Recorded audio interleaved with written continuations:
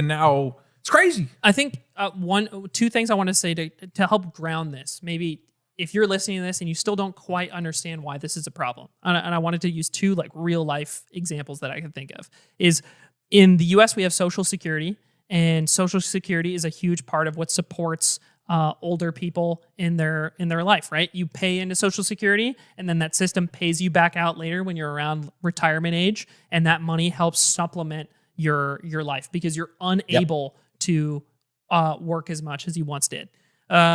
If this problem continues, eventually we'll reach a point where the reason Social Security functions right now is because I, a young, productive person who can work a lot, is healthy, doesn't have any big interruptions in my day-to-day life, I generate income and I pay Social Security, and then that gets used to pay out to the people who are old now. To generate wealth for the old? Yeah. Okay. Yeah. They don't need us.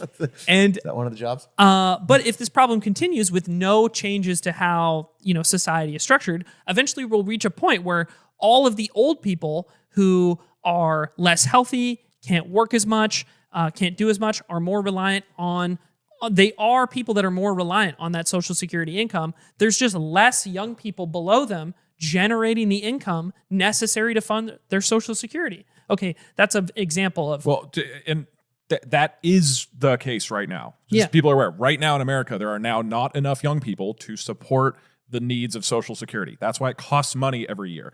A few decades ago, Social Security, or a decade or two, I think, Social Security made money every year. Yeah. Like it saved money because there were more young people than old people. As that is reversing, it now costs more, and it costs hundreds of billions of dollars every year in order to fund and take care of old people because there aren't enough young people supporting them. This is happening right now and is a huge catastrophe. And the example I wanted to add on top of this is say you're listening to this and you're like, the American system and its capitalist tendencies need to be burned down, and we need to restructure all of the way society works to begin with. Okay, let's just say you're right about all of that.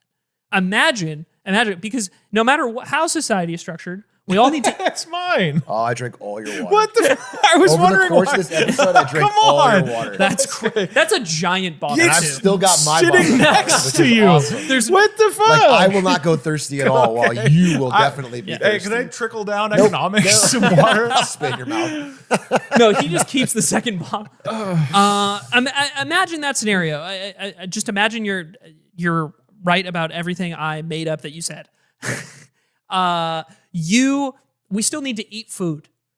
And we've reached a point now, maybe we're 100 years in the future, where there's so many old people and they're sick, they're weaker, they can't work the farm as long, and they can't work the farm very well. And a lot of them are just out for gaps of time and unavailable to work on it at all.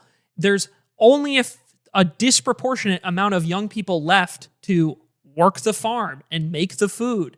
And there isn't enough food to go around because of that. And back to what we were talking about with AI productivity earlier, or just machine productivity in general, right? The idea is that we need enough ways to supplement the remaining young people that exist to allow them to produce more for the old people that are outnumbering them drastically at that stage.